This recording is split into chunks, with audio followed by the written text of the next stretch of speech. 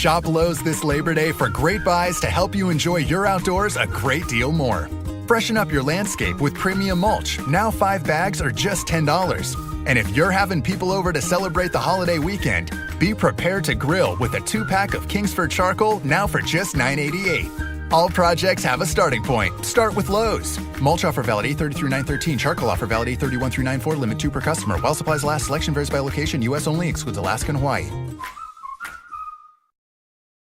Because we don't understand how life formed, it is difficult to estimate this probability. The likelihood of a complex molecule like DNA being created by random collisions of atoms in a primordial ocean is fantastically small. In an infinite universe, it would happen in some places, but they would be very far apart. If we want to find advanced intelligent life, our best bet is to listen for radio signals.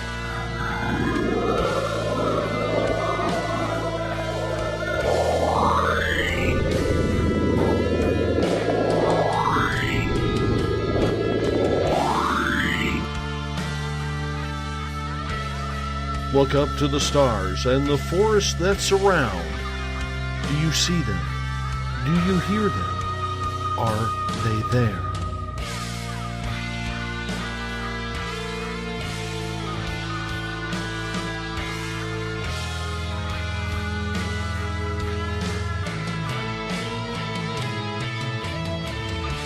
SpacedOutRadio.com presents S4 with Forest Moon Paranormal's Eric Cooper and friends. Also, take the time to join the Forest Moon Paranormal Facebook group.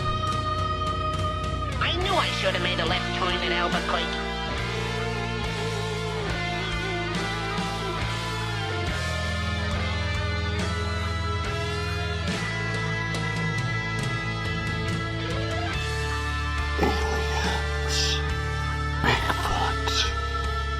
Conspiracy, Area 51, Dogman, ghosts, cover-ups, UFOs.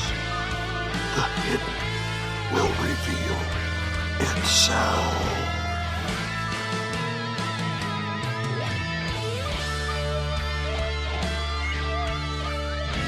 It's one small step for man, one giant leap for mankind.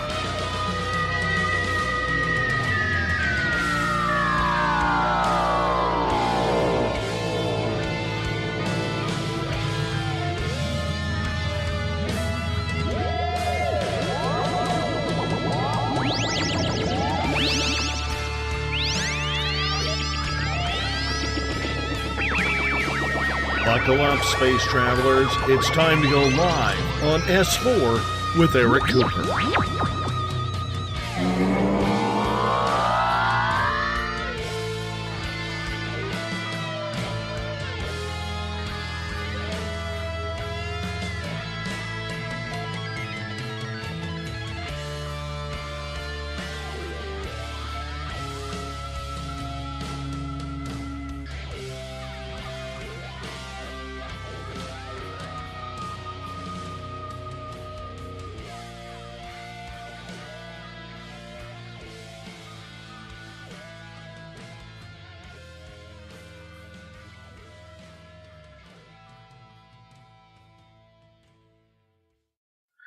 Good evening, ladies and gentlemen, and welcome to S4 with Eric Cooper, broadcasting live from the beautiful mountains of Concrete, Washington. And now, without further ado, here is your host, Forest Moon Paranormal's own, Mr. Eric Cooper. Hey, good evening, S4ians. How y'all doing tonight? It's a kind of brisk evening tonight up here in the mountains of Concrete. And the opinions and views of S4 do not reflect that of Spaced Out Radio. Just gotta throw that out there. We are our own show under the umbrella of Spaced Out Radio, which airs every night, 9 p.m. to midnight Pacific Standard Time. And some real quick announcements for Forest Moon Paranormal. 8 September, 11 a.m. is Paranormal Discussion at Andy's Pizza, if you're local. 23 September, oh my God, it's Paracon. You don't miss it. In fact, next week we're doing a round table instead of the third Saturday. Next Saturday will be our next round table, so that we can bring you a pre-Paracon show before the Paracon, because we're not going to be doing a show. That's kind of up in the air, though, because if we're all still awake, we might have everybody live. Well, wait, we have everybody live all the time anyway.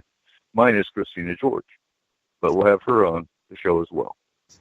So, October 8th begins our training. We're starting training with ethics, tools of investigation techniques. And then, of course, the 13th is paranormal discussion, 11 a.m. Andy's Pizza. And then November 12th, we'll be training again for the dangers of the paranormal: protection, shielding, grounding, and stones and herbs. Anyway, so tonight, as usual, we have myself, Corey, Arkeith Andrews, Eric Markham, and, of course, Everett. And tonight we're talking economic conspiracy. So how y'all doing tonight?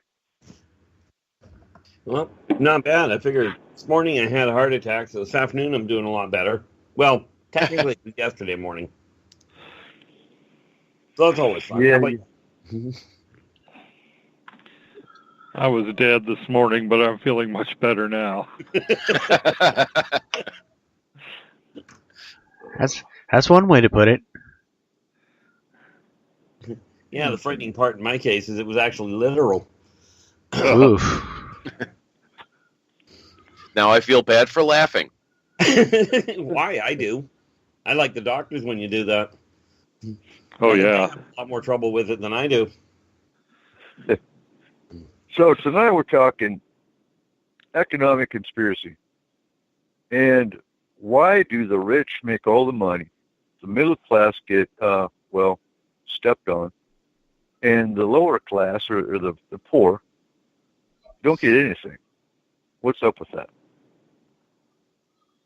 Well, the basic rule of thumb is here, as I've found anyway, is you're looking at a situation where if the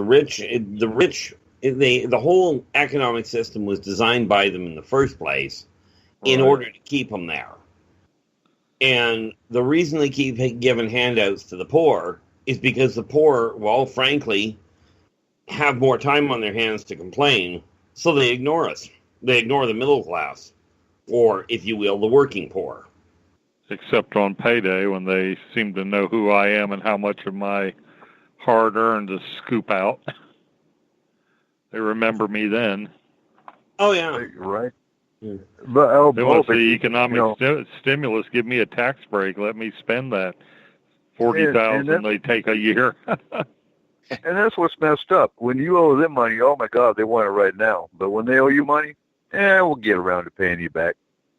Oh, yeah. Isn't that kind of heinous that if you screw the government out of $100,000, you'll go to jail for the rest of your life, but you can shoot somebody in the head in Tennessee and probably do your time and be on the streets 6 years for taking a life. You know, there's an imbalance there.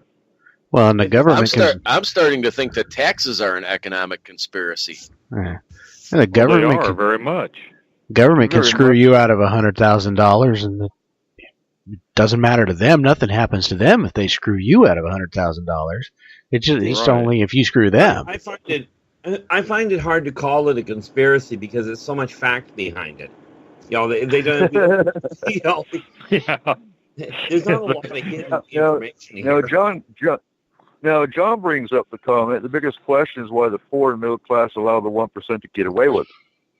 And the reason that is because of the division. And we said this on the show before. If the people of the country got it together and didn't, look at race, didn't look at religion, didn't look at creed, and looked at the government, there would be a shitstorm. Well, it's like I keep telling people. You take any city in either Canada or the U.S., 100,000 people in the city, and there's only between 200 to 500 people working out of City Hall. Now, if people were to get together and walk into City Hall and go, we're not happy anymore, get out, I'm thinking the 2 to 500 wouldn't actually be able to do a lot.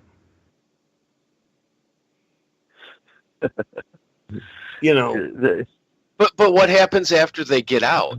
The middle class needs to unite and have a real plan to make any kind of lasting change. Well, that's just it.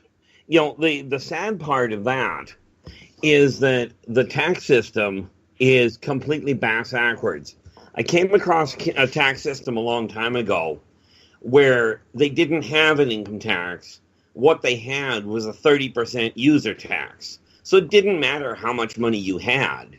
If you wanted the product, you bought it. And you know, if you were buying a loaf of bread and it was $1, it was listed for $1. You paid $1.30. If you wanted 10, you paid $13. Right? But what it left everybody with was unequal footing. You know, the hard workers would actually get ahead, and if they didn't want to work hard, they'd scrape by. You know.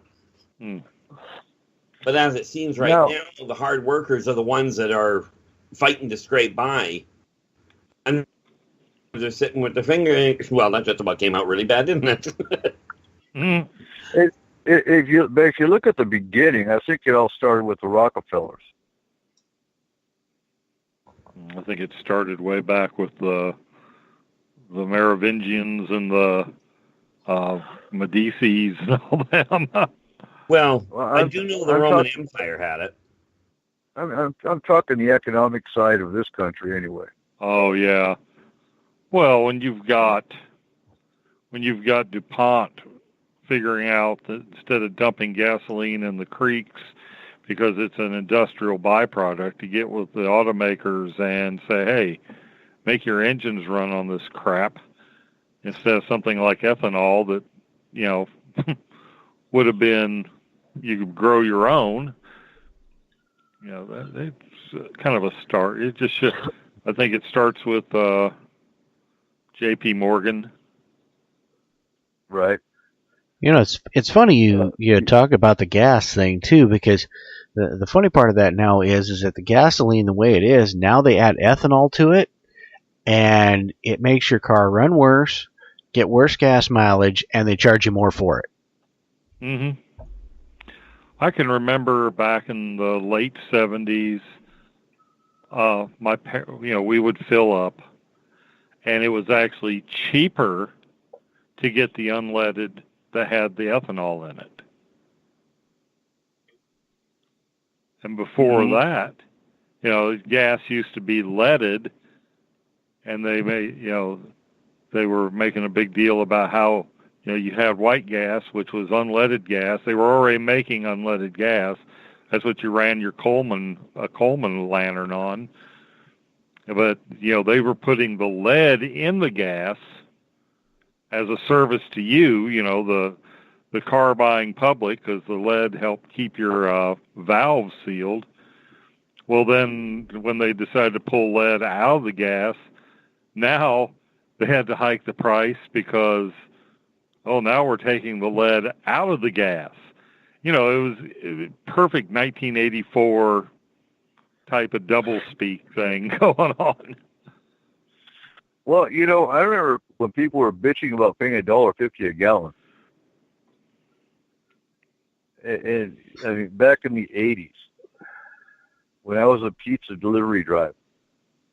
Oh, yeah. And, you know, I worked for Godfather's for a year, and, you know, my tip money would fill my tank back up. I drove a Pontiac Sunburst, V6.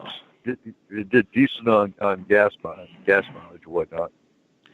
But I'd average about 20 to 30 deliveries a night, and I got my dollar commission out of that. That was $30 plus commission, plus $7, $7 an hour. So I didn't do bad. My tips would fill up my tank. I'd be out on the town. But now I went and filled up the Expedition today and put $70 in the tank, and it's got a 30-gallon tank, and I'm paying $2.78 a gallon. And we've got, like we were talking before the show, we've got refineries all around us. Why are we paying so much? You go to the Midwest where there are no refineries, guaranteed they're not paying that much. Hey, wait a minute. I live in the Midwest, and I've got within an hour and a half to 2 hours of me, I think I have 3 major refineries. Okay. And you're paying what? I paid $222 something today. Yeah, that's cheaper than it is in North Carolina. Of course, North Carolina's got one of the highest per gallon gas taxes in the country, too. I mean, if you take away the god-awful, I think it's almost oh, God, what's it up to? Maybe Tripp and can fill me in on that. I forgot. But, I mean, we've got a really, really, really high. At one time, I think it was second highest in the nation. Hey, I live in Illinois. I live in Illinois, and in Illinois, they would figure out a way to tax gravity if they could prove it existed. Right. We have taxes everywhere. All you got to do is encourage one of them to step off the roof of a building. They'll figure out the gravity works. Don't give them any ideas. I don't need any more taxes. And as a scientist, I have to admit now, if one does it, we have to have reproducibility. So if one does it, we got to get some more to do it just to make sure it's really there. Well, you can get rid of a whole legislature that way. And you guys talk about it being, $2 and $3 a gallon, which, I would love it to get back down to that. I mean, if I were to buy a gallon, rough translation, but we'd be looking at, roughly speaking, about $5.20. Yeah, and that's what. But that's what Robert Canadian. That's what Robert said they're paying in Australia. Is $5.20 a gallon. Yeah, but you guys are paying $5.20 American.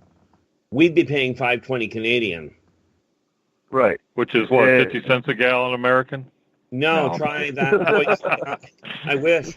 That puts it up somewhere closer to about 8 or 9, I suspect, because I think right now we're sitting at about $1.30, $1.35 for a Canadian dollar to buy an American one. Wow. Let's bring. So we're talking economy. Let's bring that up. Let's bring up the European Union for a second, because back when I was in Germany, back in 1990, 1992, they had the Deutschmark. That was before they even switched everything over to the euro. And so many people in Europe are bitching about the euro. And I saw the difference, because I was there when there was a euro versus when I was getting the Deutschmark. I was getting like 3 marks to the dollar. Basically speaking, I would go to a bar and pretty much, no lie, spend 50 cents for a beer. And, and then when they get to and oh my God, that was high compared to some of the older, soldiers I talked to that were there in the 70s and 80s, and they were, 10 cents for a beer. It was like 7 marks to the dollar. Now, once the euro hit, that changed everything, because pretty much you were paying, you might be getting a euro 10 for the dollar. And so it took everything away.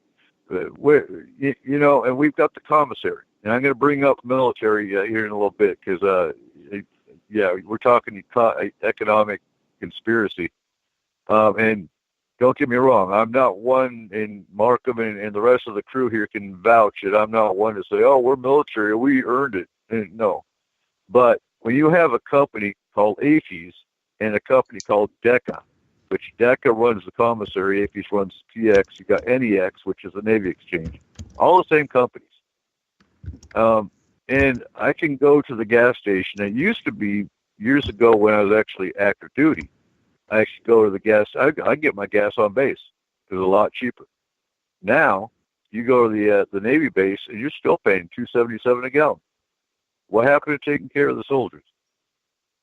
I think honestly they do better if they contracted Walmart to get on bases and got rid of AFES and the NEX.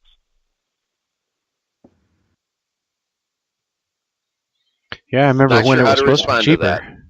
I remember when it was supposed to be cheaper when you'd go down to, the annexes and stuff for military stuff, that all of the products were always cheaper for the military families and for the military servicemen and women themselves. And now it doesn't seem to be that way anymore. You go down to the annex and you might as well be walking into a Higgins or something like that, because you're going to pay almost the same type of prices. Heck, sometimes Safeway's even cheaper than the annex, and that's saying something. Yeah. Well, and that's what we look at. You have to know what you're looking at, because okay, like I told you earlier, we went to Winco and we went to the Navy Exchange, and we were looking at prices. We grabbed some, we fill up our cart, but there's some stuff we're going to Walmart for this because it's cheaper in Walmart. And I've never had this discussion on this show or on SOAR, but when I had soldiers in Fort McPherson in Atlanta, Georgia, that were on food stamps. Why are soldiers even qualified to be on food stamps? They should be making enough money to support their family. They shouldn't have to be on food stamps to eat. No, they shouldn't. I mean, if they're defending, if they're defending the country, for God's sake, would somebody mind paying them? And when they actually did the comparison of me as a mechanic and how much I was making versus my civilian counterparts who are ASC certified, oh my God, I'm making 75 cents an hour. And that was as a supervisor. So, where's the conspiracy there? It's called your military not being taken care of. So where's the money? All the defense budget, and where's all that going? I can guarantee you they're not spending $50 on a hammer. I've seen the prices. One of my best friends was the supply sergeant. If I needed things for my soldiers, I would go into him, and I'd actually see the price list. I was also responsible for ordering all the medical supplies for all the combat lifesavers that were in our unit. But all this defense budget money, okay, yeah, I understand $3 million for a plane, $30 million for a plane, or that kind of stuff. And bullets ain't cheap. But when it comes to taking care of troops, that should be the bottom line. Well, the way I look at it, number one, if you're spending that much on the military, how come the people that have to run the systems aren't being paid enough to live? Would be first. And second of all, most of the systems that are being bought, they go to the lowest bidder. Now, myself, go ahead. There's a lot of money unaccounted for. Oh, yeah.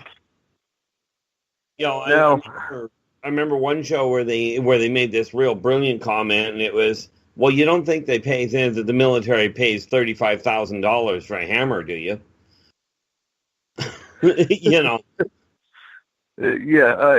and I don't get it, because all this talk about how much military pays for supplies, no, they really don't. They don't pay that much. Again, like I said, I've seen the price list, because I was responsible for, I go get notebooks, pens. My soldiers shouldn't have to buy anything. No, they shouldn't. The military's got a supply system. You shouldn't. So, and it was funny because, I wore a lot of hats in the unit. I was battalion master driver, meaning I taught driver's training to all the new troops. I had 13 soldiers under me at one point. I was responsible for all the medical training. And bear in mind, I was a truck mechanic at this point, but I was still a medic secondary at this time. So they still have me doing medical work as well as maintenance. So I was responsible for the services of all the vehicles and trailers and whatnot, as well as the safety and sale for the company. So I worked for the commander on that side. And the commander pulled me in his office, and we were getting ready to go back to Iraq. And he told me he wanted me to come up with a medical list of. He basically wanted a trauma kit for every signal team that was there in the company. So I basically had an open budget. So I ordered trauma kits for everybody, taught them how to use them. And I think I spent $20,000, something like that. Got my ass chewed by my boss because who told you you could order all that stuff like the commander? You don't work for the commander. Like, yeah, actually, I do work for the commander. But all this money, and where's it going? Well, that's what I personally I'd like to know, because I don't live high on the hog by any stretch. Matter of fact, I live below the poverty line. But I look at the people. You're paying your sports people, golfers. You're paying your hockey players. You're paying all of them millions. You're paying your actors millions of dollars. And the military, the ones that are living, that are active in the military, are having to try and live basically mouth to hand to foot, hand to mouth. There we go.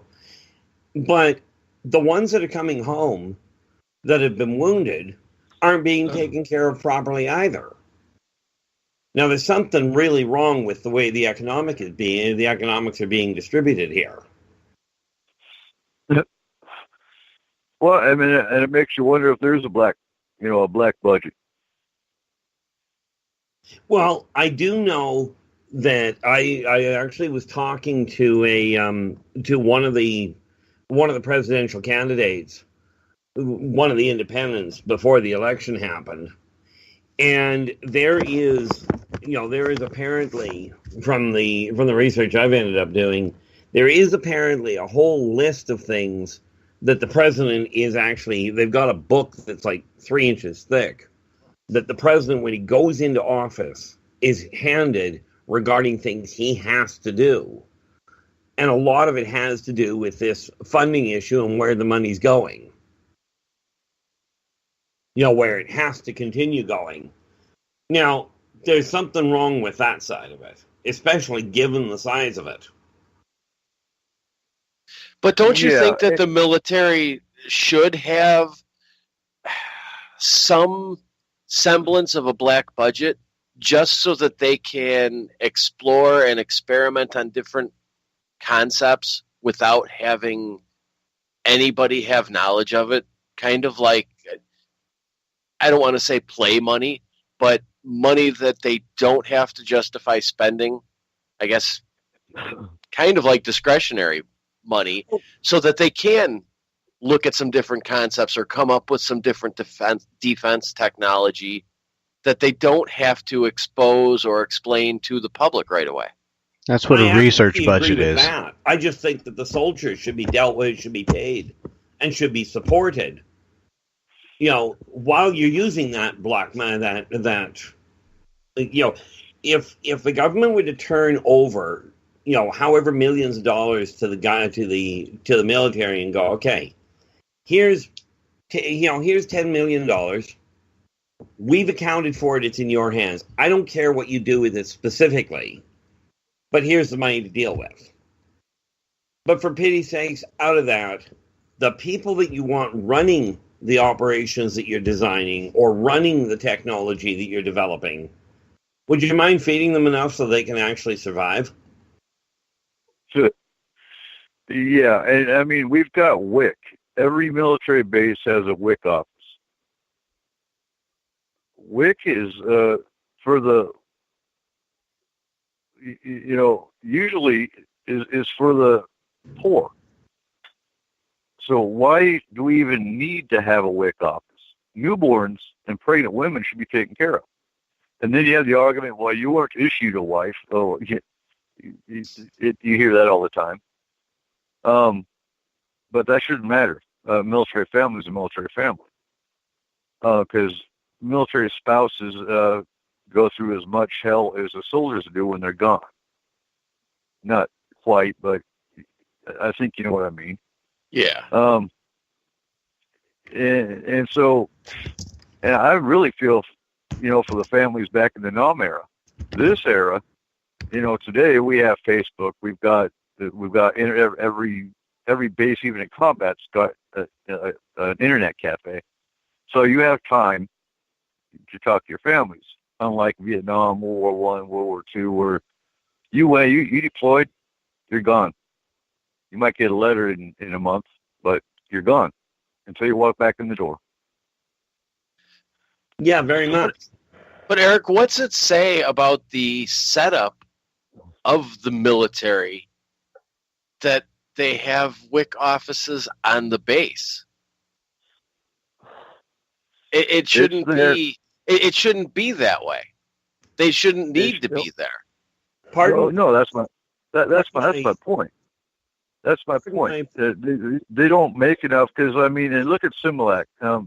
I still remember how much a can of Similac was. It was like $7 for one can of powdered milk to mix, put in a bottle, and that lasts maybe 2 days. That's $7 every 2 days. So WIC's needed if you can't afford it. Now, pardon my obtuseness here, and understand I grew up in the military. I presume that a WIC office is for the people that in the military that are not able to make ends meet. No, well, WIC is a general program available to anybody. It's I believe it's technically Women, Infants, and Children, and it's designed for low-income families or mothers with small kids to basically provide them some of the basics. It's for nutrition. It's a nutrition program, but it's made for the lower, the lower income.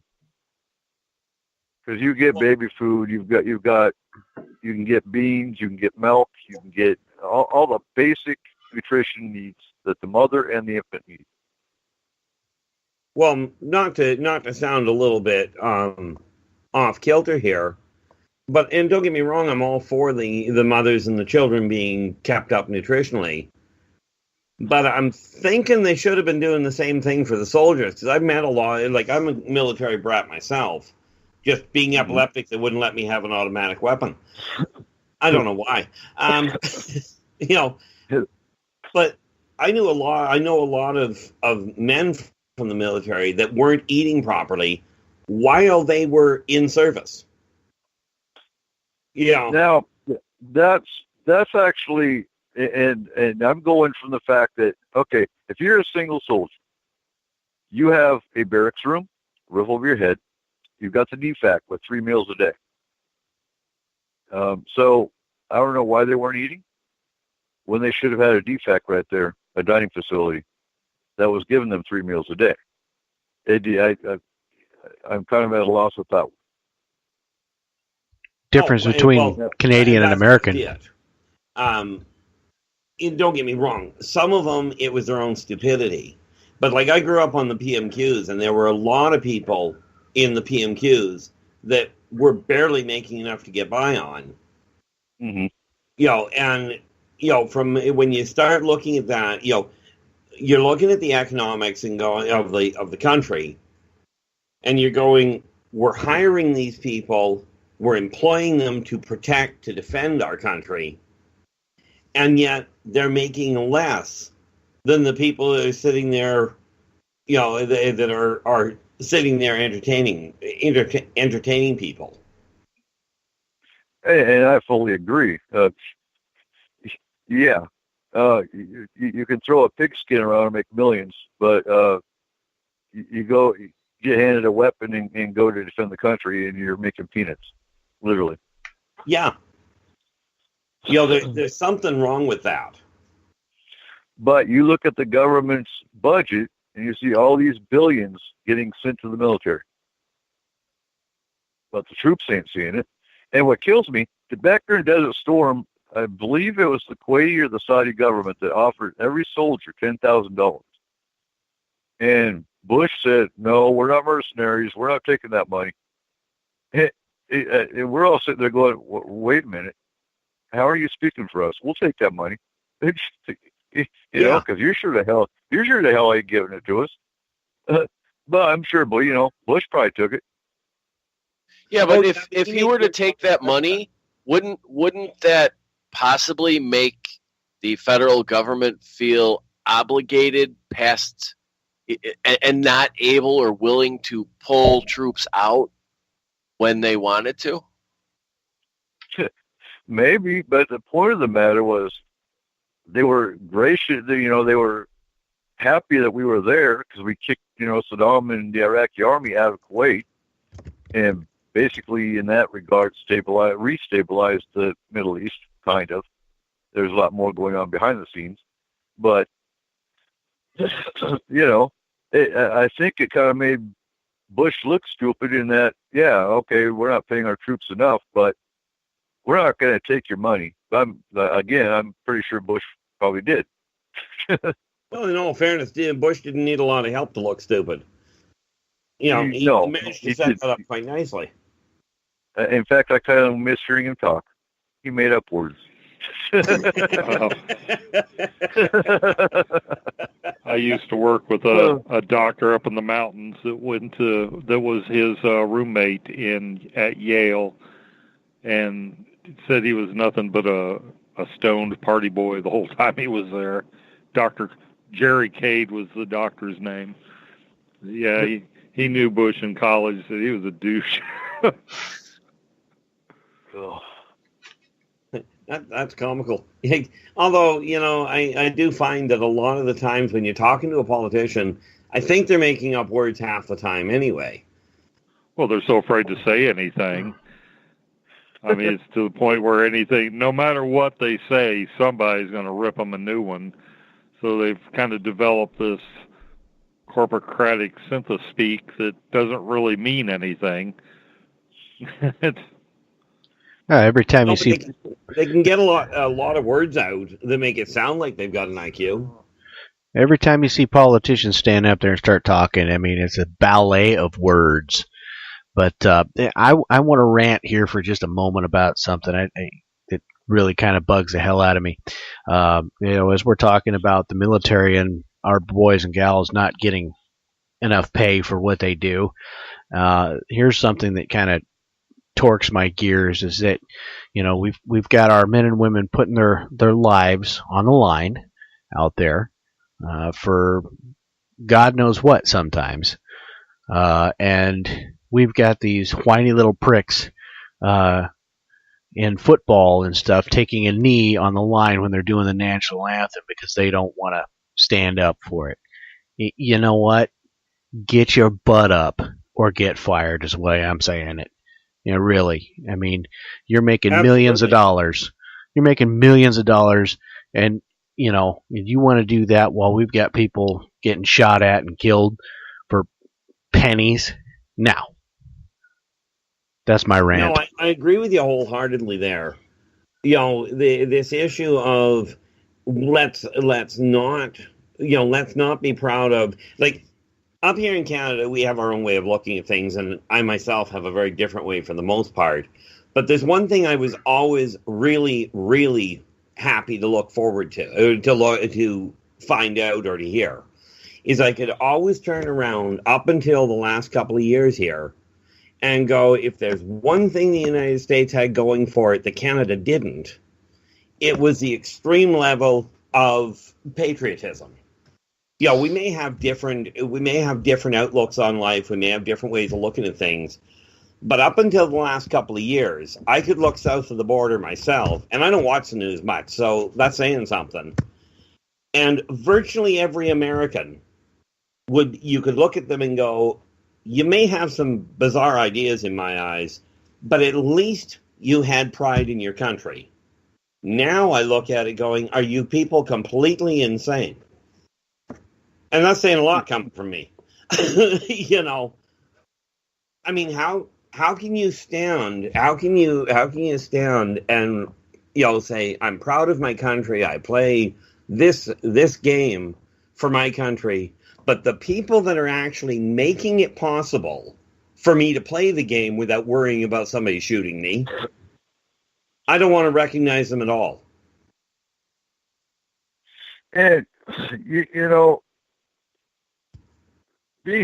I remember, I can't remember if it was Blood or Telefar, but I remember sitting in the DFAC.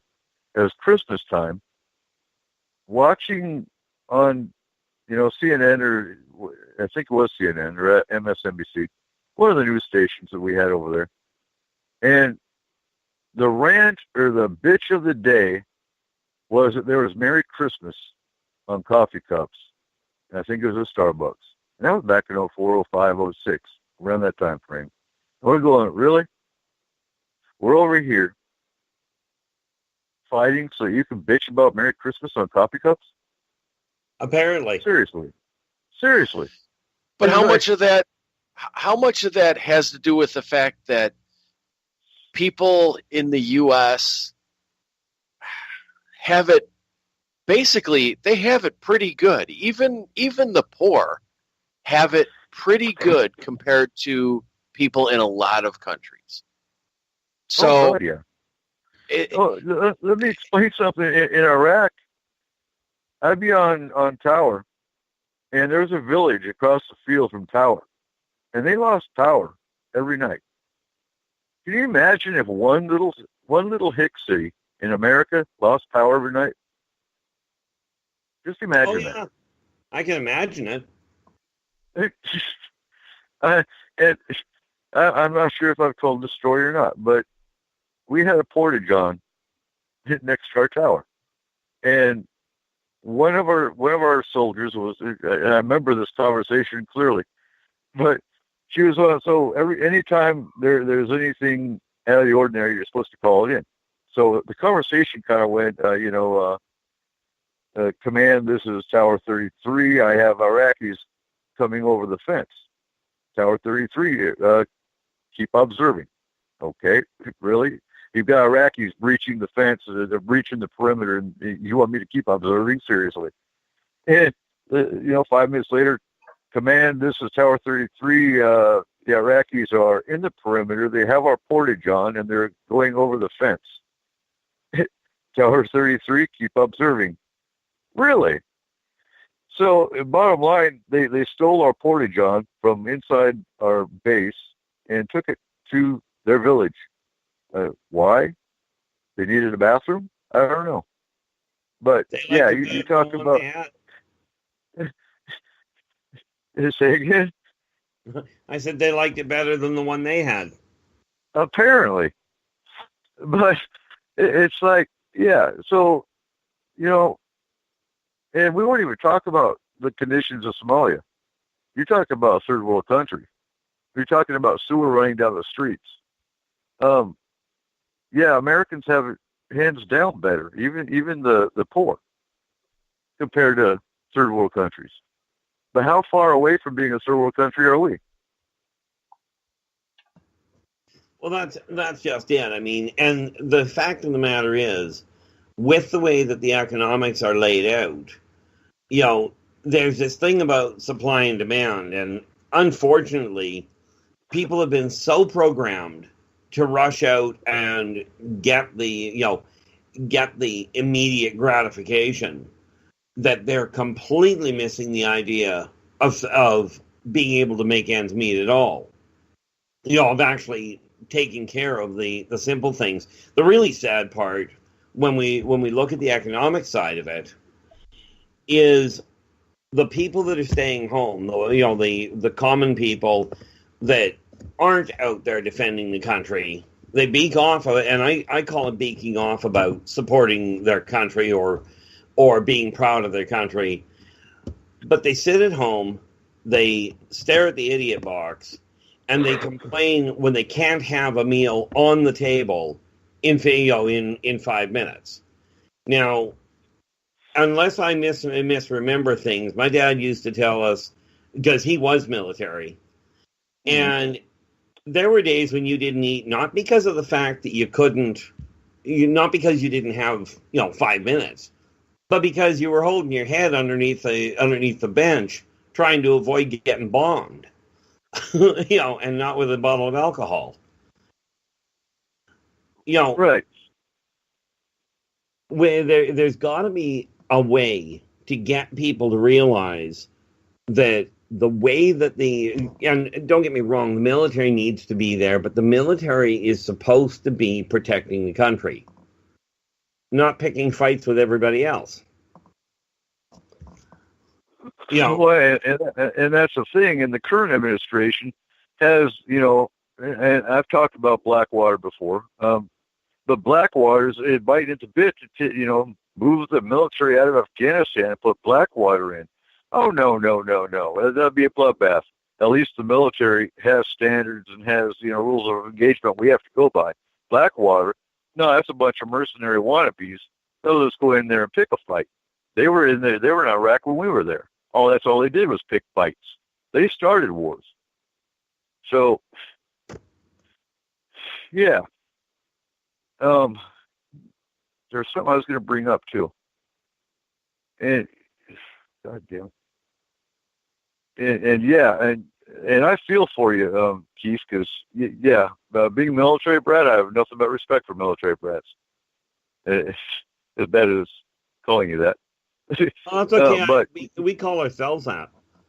All right. But no, military kids being without their parents for a year at a time, and in some cases longer, because we had an armored brigade that was actually extended an additional 6 months, so they were actually gone for a year and a half.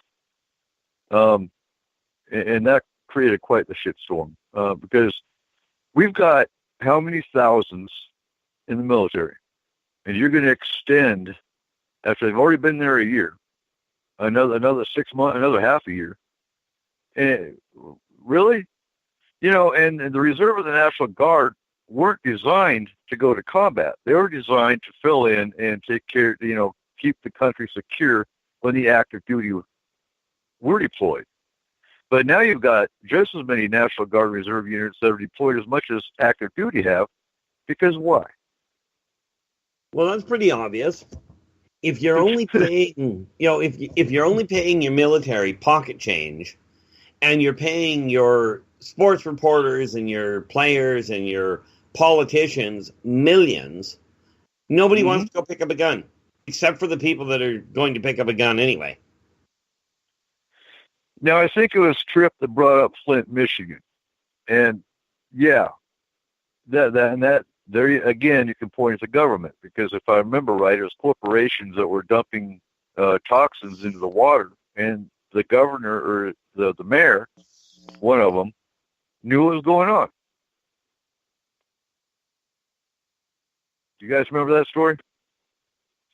I've heard that story a number of times in various different ways. And the thing that I find appalling is that the politicians that you're paying so much for, and when I say you, well, you are, but I'm referring to any country really, that are supposed to be taking care of the people, never mind the military that are out there trying to defend the country, but the politicians that are supposed to be taking care of the health and welfare of the people on the home front are letting that kind of thing go. And you can virtually bet your bottom dollar that the corporation involved was handing them one heck of a payoff. Mm-hmm. But where was the EPA? That's my next question. The EPA's paid off, which may be why Trump is getting rid of the EPA.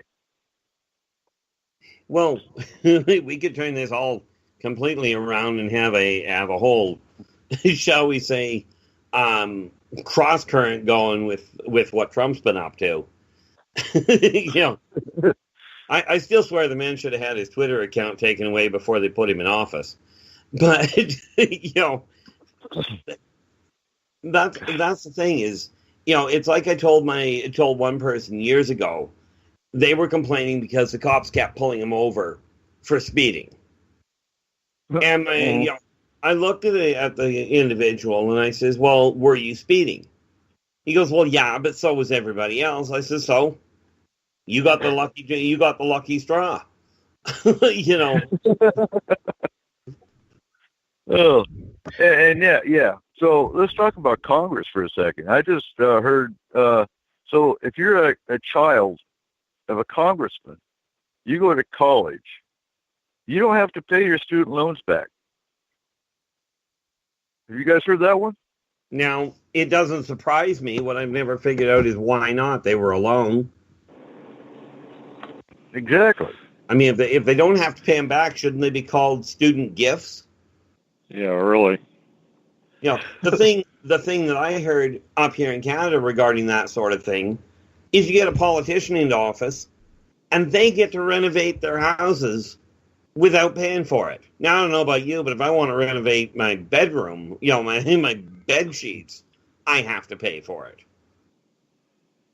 Look, the bottom line is anything upper government, you might as well consider it as anything you see with them as a gift, because they don't pay for nothing. They get health care for nothing. They get these renovations for nothing. They get, you know, kids going off to college for nothing. They get everything for nothing. You know, that's part of the problem that we have here in this country, is that everybody wants to give the rich people everything that don't need it, and they want to give nothing to the people who do. Yeah. You know, I mean, I look at it and, you know, it's like when we look at the way that the economics are running and what have you, and this does apply to every single country I've heard of that is in decent shape. They bring in refugees. Now, I'm all for supporting, you know, helping refugees and people running into trouble. Like, minor side note, I saw on Facebook today a little blurb, like a little video showing lines of people taking their boats down to Texas to help with the mess down there. Now, that's great. But when you've got refugees coming in and the governments are giving them houses and cars and all this free stuff, but you've got people starving to death on the street, what the heck is going on with priorities? Well, and let's bring up the other fact that 20% of the homeless are veterans. Yeah, and that's just disgusting. It is. And we lose 22 a day to suicide. And that'll be brought up on the veteran show we're going to be doing. But, you know, and again, it's the government not taking care of their own. Yeah, and who, you know, I mean, you think about it. Who the heck put the government into position, right? And who keeps them there? Who made the country such that the government could be put in position? You know, and yet, what I have found quite often, I've talked to a lot of people that are in low income. Frankly, I fit right in there. And they'll tell me point blank, we're not going to bother voting because it doesn't matter. Now, when you've got the majority of your population going, it doesn't matter, it's no wonder the system isn't working. But you know what? I can understand how people feel that way. And, you know, when the country was founded, you know, one of the, I can't remember who made the statement, but, you know, no taxation without representation. When is the average person in the United States going to feel like or take action because they feel like they aren't represented in their government? I mean, even my local representative who, you know, there's 435 representatives across the country. So the districts are pretty small. Even my local representative, I have nothing in common with him. He doesn't represent me. He has 20 times more money. He has probably 1 or 2 more houses than I do. He's nothing like me. And it's that way pretty much across the country. So when is the average person going to either, I don't want to use the word revolt, but begin to take action on not feeling like being represented? And the problem with that is you have to have a lot of money to be a candidate in almost any kind of governmental office. Well, here's a problem, is that the government is literally at this point bought out by the large corporations. I mean, you got these large corporations that are making billions upon billions of dollars, and they're buying their politicians. They're selecting their politicians, they're buying them. And with doing that, they're creating an environment here where the politicians have literally got us fighting with one another. We're so busy worried about white on black, or straight versus gay, or purple versus blue, who knows. But they've got us so busy fighting with one another that we literally, not us literally, but the average Americans literally don't see anymore what's going on. And it's the fact that everything is going up in price. Everything is being manufactured overseas so that these guys can make billions of dollars because they manufacture it overseas. It comes here, they sell it to us for way more than what it was built for, and then they just hang on to these billions of dollars. Your minimum wage, you haven't seen it hardly go up in years. They finally passed some stuff to make it go up. But,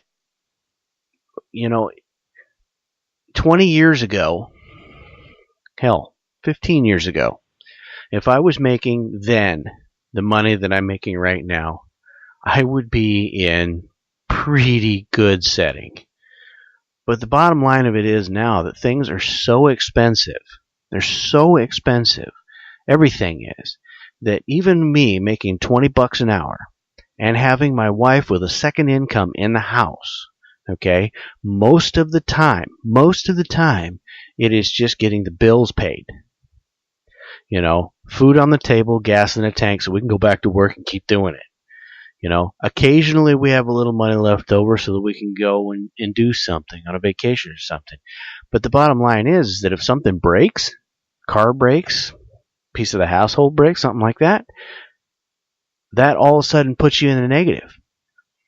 And then you to try to get back to a point where you're at least even comfortable again takes forever. And that's making money that's good. Okay, Corey, you were a government official, an elected official for a while, right? Yeah, I was. Okay. So let's say you had decided to pursue a political career and you wanted to take the next couple of steps. How does an average person like you, you're above average, but I mean a typical person like you, go and get the support and the funds to take that next step up, or even after that, the next step to whether it be a state representative or state senator, or even a federal, national representative or senator position? How do you get the funds to be able to afford to run a campaign? Well, see, therein lies the issue. I mean, you've got a very broken system here. You either have to start young and at the bottom and very slowly work your way up to where you can go out and get enough notoriety and enough people that will donate money to you that you can, make your way up in the political system, or you have to go out and get some corporation that will give you money, and then they're going to expect something out of that. They always do. That's where it's broken. That's where it's broken. That's right. And that is the major problem. The bottom line is that there's I see a problem when because when you spend hundreds of millions of dollars to get elected into a job that pays hundreds of thousands. Oh yeah. Somebody's making up the slack somehow. Exactly. And the other thing that you have to do too is, man, you better not have any skeletons in your closet. Because if you do, I mean, the way the political environment anymore, you're just going to get raked over the coals, and it doesn't really matter what it is. They're going to make you out to be the most horrible piece of crap on earth. So unless you've got tons and tons and tons of money to reverse what somebody's saying about you, you're not going to win. And how much of it, though, do you think is marketing?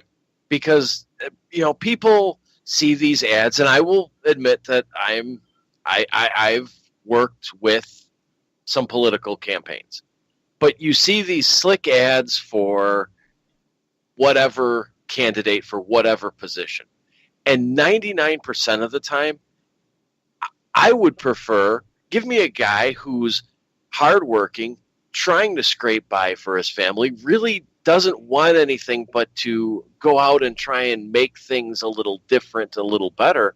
But he has to compete with a guy who has, donations and political action committees producing all these different, not just dirty ads or negative ads, but this guy has done this, and kind of the highlight reel of his life of all the good things he's done, but they don't necessarily relate to anything either politically or that the average person can even relate to. I mean, most people have not sat in a boardroom and negotiated a $5 million business deal. Yet, if you watch these commercials, you will see how this person was so successful at turning this business around or increasing the profits of this business, and that'll transfer to government until they get into office, at which point everything goes to heck. Well, and like I was saying before, pretty much all of it's really marketing. But on that note right there, we've got to take a break. And we'll be back.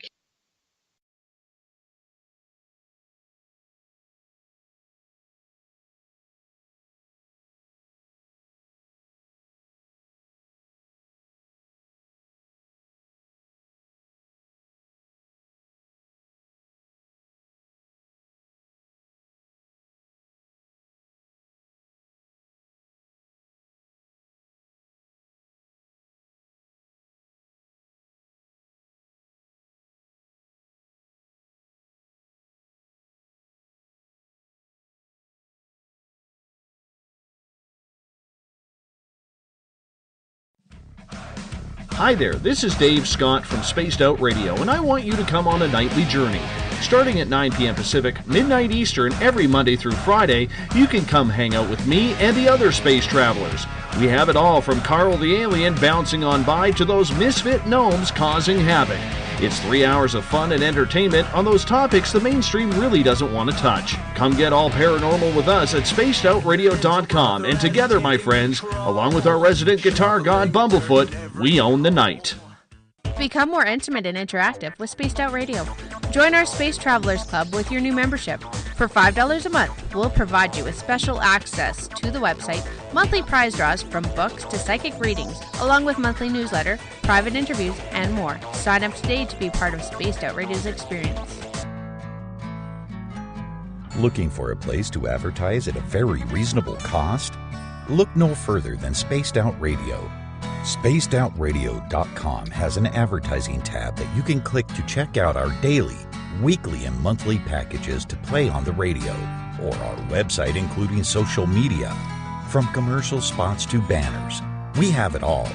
Check out our competitive pricing today. This is Eric Markham, news editor for the Spaced Out Radio's The Encounter Online. We have put together a great team of writers and journalists from all over the world to bring you top-quality paranormal stories, from alien encounters to the latest conspiracies. You won't find any of that fake news here. True stories and top-notch reporting as we look to bring these experiences to the mainstream. The Encounter Online, only at spacedoutradio.com. Do you want to know the truth? Do UFOs exist? Are aliens real? Are the governments hiding the biggest secret in history? We're UFO seekers, and we're on a hunt for the truth. Subscribe to our YouTube channel and follow along with us as we journey across the United States, visiting UFO hotspots and alien hotspots, trying to document the UFO phenomenon. Catch us on Spaced Out Radio every third Monday of the month as we discuss Area 51, UFOs, and more. And also, don't forget to subscribe to us on YouTube. The SOR Sightlines is a place for you to find answers to your strange experiences. Hi there, this is Mike Schmidt. If you have had an encounter with ghosts, UFOs, Bigfoot, ETs, or anything else that doesn't make sense, head to spacedoutradio.com and file a Sightlines report. All information you give is 100% confidential, and I will personally help you find the answers you need. SOR Sightlines, your answers are a click away. Welcome to Spaced Out Saturdays with me, Dave Cruz from Beyond the Strange. Our weekly feature on spacedoutradio.com will take you around the world discussing everything from the paranormal to the latest conspiracies from the top guests in their fields. We won't leave any story uncovered. Spaced Out Saturdays at spacedoutradio.com starting 9 p.m. Pacific, midnight Eastern. You hear footsteps in the empty room above you. A rocking chair begins rocking by itself. Don't be afraid of the things that go bump in the night. Reach for Spirit Storybox, the iPhone app the Huffington Post UK called the only ghost hunting app you will ever need. Spirit Storybox. The spirits are telling their stories. Are you listening? It's Cosmic Sundays with me, Elizabeth Anglin, in Cosmic Passport. Let me take you down a 3-hour spiritual journey where we will get into everything from ET contact to Psychic Sundays. It's a journey of listening and learning together with some of the best professionals in their fields. You can tune in to Cosmic Passport at spacedoutradio.com every Sunday starting at 9 p.m. Pacific, midnight Eastern.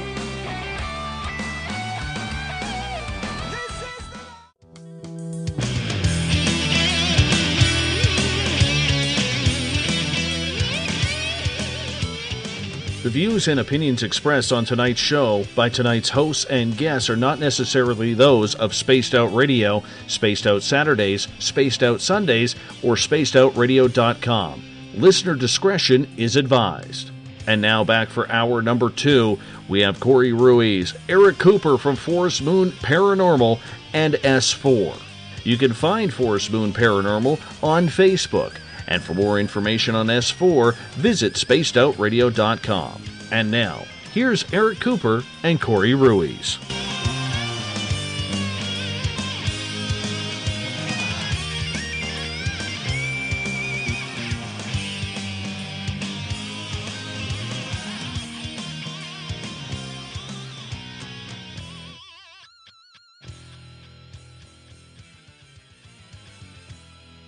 All right, welcome back, ladies and gentlemen.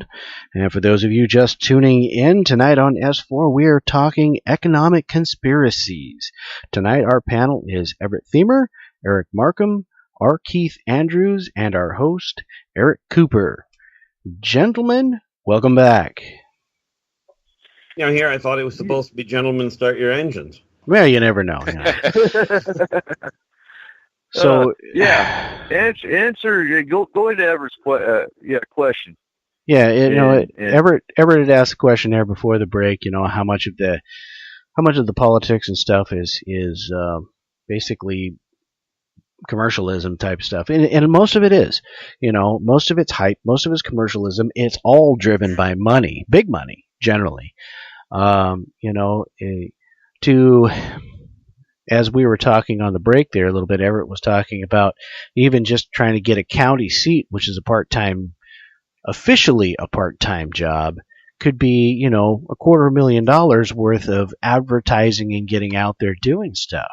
You aren't going to make anywhere near that, sitting in that seat to even pay back the money that it would take to try to get you elected into office. So that's why, when I say that the system's broken, it's broken because the only way you can do it is to go to somebody for a sponsorship or donations. And when that happens, those are the people that are looking to go, hey, nudge that elbow there. I gave you all the money to get you in office. What are you going to do for me? That's the broken part of this system, and it is really, really, really bad. That's the whole thing. Now, and this is one of the reasons why I never got into politics. I actually had somebody come right out, and it wasn't for politics, it was for another endeavor. And they asked me point blank, if I give you $1,000, will you say such and such to somebody for me? And it was a bald-faced lie he wanted me to say. And I looked at him and I says, well, I'll take your $1,000. And he goes, well, what about saying what I want you to say? I says, oh, no, you're asking me to lie. I'll take your $1,000, but I'm not going to lie for you. And his immediate response was, "Why would I give you the $1,000?" And I just simply looked at him and I said, "Well, maybe you're a nice guy." You know. Yeah, not likely. Go ahead. Yeah, I say not likely. Yeah, not very likely at all. But that's the thing. If you're donating, it was mentioned, that you can't run a country like you run a business. Ironically enough, you have to, but you have to run because it is a business. The problem is, the challenge is that you have so many branches and so many departments in your company. If you're not communicating with the people, like I like the Eastern style of running the country. Okay, where the owner of the company, if they want to accomplish something, they go to the broom pushers and they say, "This is what I want to accomplish. What do you need?"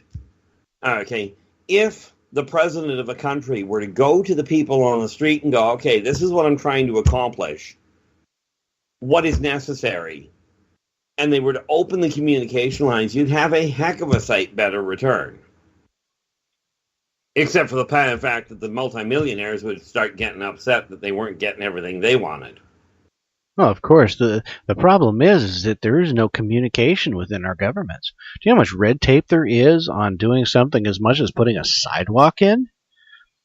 I sat on a council up here where I live, and I'm telling you right now, we could go through and have 8-10 meetings just to try to get the process started on, repairing a road. A freaking road. And I'm not even talking like 10 miles of road. I'm talking about 3/4 of a mile of road or less. Just to get that done, to go through every hoop and red tape and everything that you have to do just to make maybe a week's worth of work happen. It's impossible. There is no communication within governments, and generally what happens is you get everything done up to one point, and somebody else realizes, "Hey, you guys didn't communicate that to me. You can't do that yet because I didn't say so from my department." There's no communication. This is where the idea of it's easier to apologize than it is to get permission comes from.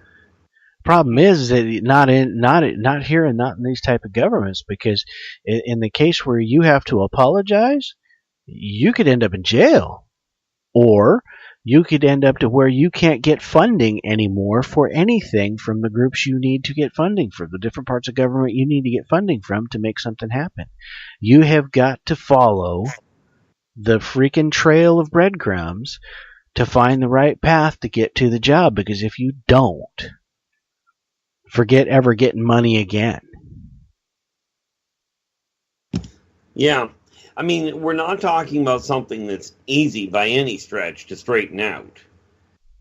But I'm a firm believer that one of the first things that has to happen, and it really comes right out of the equation of the politicians directly, but the people on the ground, your civilians, your poor people, the working poor, they have to start talking to each other.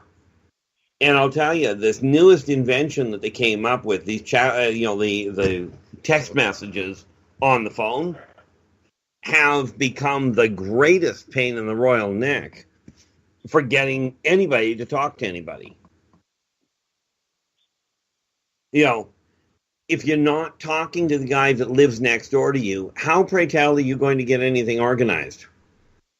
Well, and that's it, until we can get everybody from the poor to whatever's left of the middle class to stop fighting with one another and stop fighting over race and sexual orientation and creed and all these stupid, minute things that really, in the big scheme of things, means nothing. We're all human. If we can get everyone to stop fighting with one another and band together like we used to actually do at one point, nothing's ever going to happen. Not that many years ago. Yeah, exactly. Not that many years ago, but so many people are so wound up tight in their electronic devices and listening to the hype and following, getting led around by the nose like a bull with a ring in its nose. Nobody can seem to see past their nose anymore to see what's really going on and actually want to do something. Too many followers, not enough people gathering together and leading.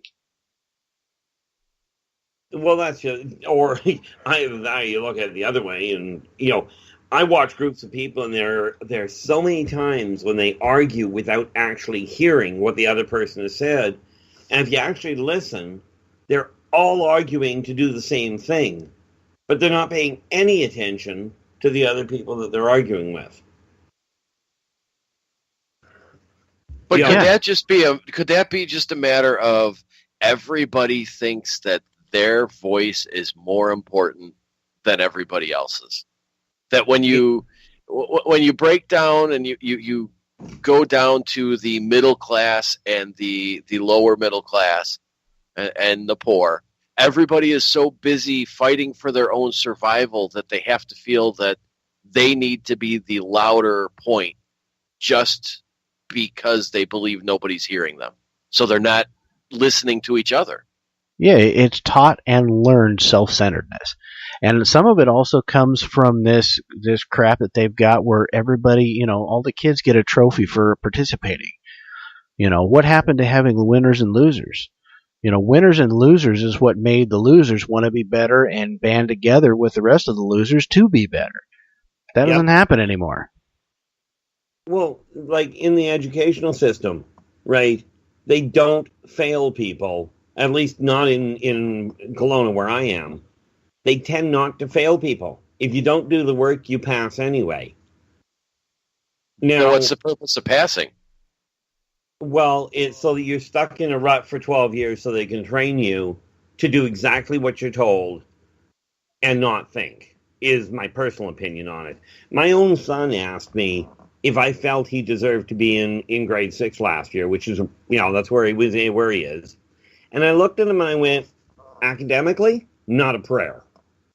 Academically, if you made it into grade 4 at this point, you'd be, you should be happy. Socially, or when you look at his effort, he absolutely belonged there. But he didn't have, and he really doesn't, mind you, he's got a mild case of CP. It makes things slow down a bit. But he didn't have the educational background to do the work. Now, you take a look at the sports, they don't even take score when you're playing the games in the schools anymore. Now, how do you teach kids to become competitive, to become adults striving to be better? Get them away from the video games. Make them lose once in a while. Yeah, that's the thing. That's the thing. Here's the silly thing in the video games. In the video games, they are losing. And they are learning they have to fight harder to get ahead. The video games, sadly, are teaching that better than what the schools are. Yeah, that's true. That's exactly the point I was getting at. I just learned they don't even learn science or history until about 3rd, 4th grade. Well, they're not, from what I understand, they're not, well, they stopped teaching people how to handwrite up here. Right. Oh, right. Here too. Cursive is gone. What they need to teach is, I don't know if you would call it home economics, but I think everyone should be taught how to balance a checkbook, how to do day-to-day life. Absolutely. And they took cursive out. I believe they put cursive back in. They may have, but I'm not sure. Right, and I was appalled when they took cursive out. Well, everyone's going to just, I believe the term was "put your mark here." Yeah. No, they've still got cursive out, but I do know that at least the school up here in high school, they are teaching a class, and I can't think of the name of it right now, but I think it's some type of life skills type of class where they're going to be teaching, how to do a checkbook and how to cook. No, they don't. But there is at least this year that I've heard of, because I know my boy is going to be taking that class later this year. It's basically a life skills class. They're going to learn how to, live on their own, basically. And so I hope that it's going to be a decent one. I'll see what the curriculum is as we get into it. But, it was encouraging to at least hear that they were finally doing something like that. But, aren't some of those things the things that your parents used to teach you? I mean, I remember when I got my first savings account and my first checking account, my dad sat down with me and kind of explained the do's and the don'ts, and, how to, where to put your deposits and where to put the money that you withdrew on the register, and make sure this number didn't go below that number. And aren't some of those life skills things that parents used to teach? Absolutely. But the problem is now the parents don't even know how to do it. You've got a generation of people that, I'm not going to say the word, but starts with F and ends with tard, having kids that shouldn't even be in the gene pool. Yeah. The education system has failed miserably when somebody can get through with a bachelor's degree and still not know how to spell, because spelling didn't count. Well, how many stores have you got into where the system went down and the clerk couldn't count out your change without looking at the cash register screen? I think they can't count out the change when it tells them how much. And they don't do it backwards like they used to. Well, the other problem that you run into, too, is that, parents used to teach that stuff, but parents also used to have more time. Now you've got parents, both parents could be working 2 and 3 jobs. They never even hardly ever see the kids, let alone be able to teach them anything. And today, how many single-parent families do you see? A lot more than back when I was growing up.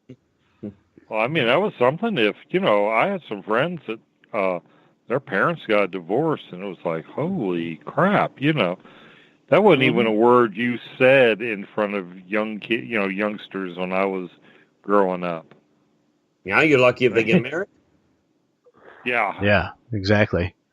The sad part about it is that when you look at the educational system, and I do, in a lot of ways, I look at the culmination being with my generation that, so many kids that I went to school with would complain that they were getting told they had to be in school, they had to do what they were told, that when they became adults, they started pushing, and now there's nobody checks into it if your kid doesn't go to school. Like, if you're having to work and your kid doesn't show up at school, nobody bothers looking into it. Nobody bothers questioning. And the kids have been told, if you don't want to go, don't bother. Right? Your parents can't make you. And yet, the parents are blamed when the kids don't go to school. Right. Well, and I know for a fact in Georgia, it's called truancy. And in Georgia, if your kids don't go to school so many times, your parents get put in truancy jail. They go to jail for truancy. Yeah, now, and we used to have the same thing here, truancy officers. Right.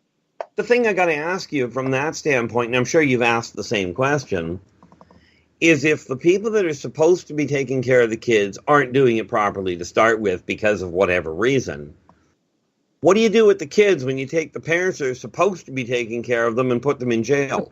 Now who's taking care of the kids? It's war. They become wards of the state, I believe, for a second. Well, here's another problem with that whole situation as well, is that, and I want to preface this real quick because I don't want anybody getting their hackles up. I am not promoting beating your child, okay? But I will. But okay, I'll do it for you. That's why God made butt. Have something to smack on that hurt but wouldn't do any permanent damage. Right.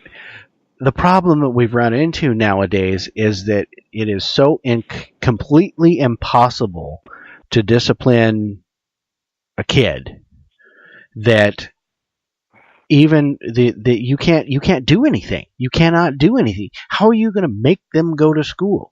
So now, in a case where there's truancy officers, now you've got a parent going to jail where if they would have made the kid go to school, they probably would have went to jail too. See, this is where, like, I know one chap in particular that took that to an extreme, and like you, I will absolutely preface it with, I do not advocate beating a kid. But this particular kid in particular, his father told him to do something, and the kid was only 14.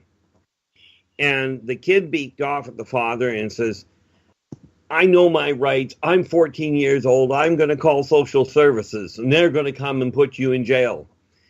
And the father looked at the kid and goes, yep, here's the phone.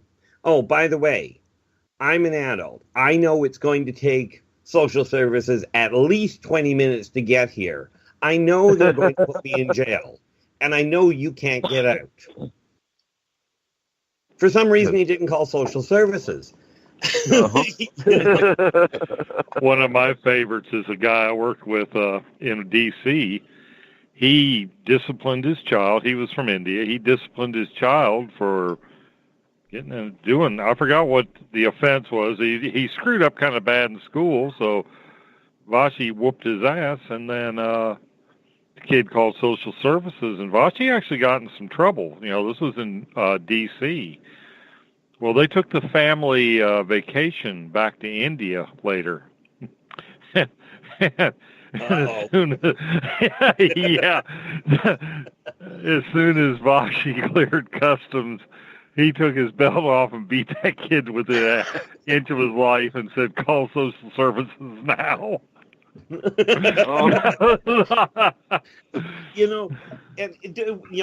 laughing about it in one way, and I know we're all dead serious. We understand how deadly serious the problem is. Right. I heard years ago, but actually almost a decade back now, in Canada, they had a problem where you weren't allowed to spank your child. And from what I gathered, it went all the way to the Supreme Court, where it turned back around. The Supreme Court actually turned it back around and went, you're allowed to be able to spank your child if the child is 16 years of age or under, is your ward or you're the guardian of them, and you only use an open hand on their clothed backside. Didn't matter if you were in public. Right? And it ended up going all the way to the Supreme Court to get turned back around. To my way of thinking, if you've got a child, like my mom told one person before all of this garbage started, my child will remember a spanking a lot longer than they're going to remember getting run over. Yeah. Mm-hmm. It's funny you say that, because I'm not against spanking, but my kids were reasonably well behaved enough that I never really had to do it. But one time, my stepdaughter was about 3 years old, and she wasn't paying attention. We were at the store, and we were walking out of the store into the parking lot, and she was just yammering away and not paying attention. And my wife and I both kept telling her, stop and watch what you're doing. And she didn't do that. So she walked out in front of a car. I mean, she came within inches of getting run over. And I just remember I grabbed her shoulder, I swung her back out onto the sidewalk, and my hand hit her butt. And I made sure she knew why. And to this day, she is very careful when she walks her own kids now across the street or is in a parking lot. She's very cautious with making sure she knows what's going on around her. So, I can understand definitely having instances where spanking goes too far, where a parent might use it as just the simple discipline that gets results. But at the same time, in that case, she remembers it, she understands why, and from basically that point on, she was very cautious and aware of what was going on when she was by the road. I think the problem was you have situations where, yes, it's appropriate, but now I had an abusive fifth grade teacher who he would take a kid that he didn't think their parents would catch on, and that kid was the whipping child. He was the one that got drug out in the hall and hit with a wooden paddle. He would go to jail. Put it this way, he'd be in prison today doing what he did to me in fifth grade. That's why it went so far the other direction, because you had friggin' retards like Leslie Smith who would, 5 or 6 whacks with a paddle. And I'm talking, this thing was, you had to have a teacher out that would, to witness. The teacher from the next class would actually flinch and have tears streaming down her face, the beatings this guy would give to kids. And that was acceptable. So that's why it's gone so far the other direction. Hopefully, eventually it'll get back to where some common sense will be employed, and if the other teacher is wincing and having tears, is that acceptable? Shouldn't that teacher, that other teacher, be responsible for reporting the behavior of the abusive teacher? But it was okay. I mean, at that time, we're talking 60, maybe 70. That was common. Corporal punishment in schools, I mean, it was more likely you didn't get stuck in, they were still putting tape, they would tape your mouth shut if you talked. They had the shaming things, and they still had paddlings, like, at a moment's notice. I think my record was 5 in one day. Because I just, at the point where after the first 2, it was like, game on. It finally ended when I threw my desk at him when I went back into the classroom. Then it was down to the principal's office. Yeah. Well, that's the thing. I mean, you look at that, and they're taking it way too far, too far, or they were taking it way too far. The stupidest thing that I watched with the discipline side, and again, this comes right back into what you're teaching in the way of how the economic system collapsed, right? You have a child that is skipping school. So now what they do, instead of dragging them back to school and say, you got to learn, what they do is they suspend them. Now, maybe I'm missing something here, but isn't that what the kid was trying to do in the first place? Yeah, exactly. Yeah, suspending does nothing. And here's the other side of the disciplinary thing is that now those regulations are so tight on it where you can't do anything, and it all comes back to a money thing again. I mean, if you get the regulations so tight and so grayish, muckish that you can't hardly understand it, then it's easy to put you in jail and make money off you that way.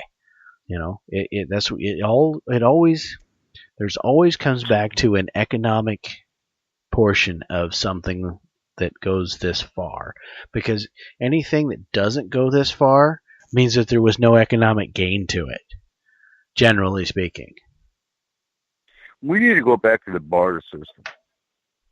Well, we've already gone there. I mean, if you think about it, money is a barter system. And I don't know about you, but I find it so much easier moving $10 around than moving 10 cattle. I'd rather do 10 cattle. Aren't there still barter clubs around?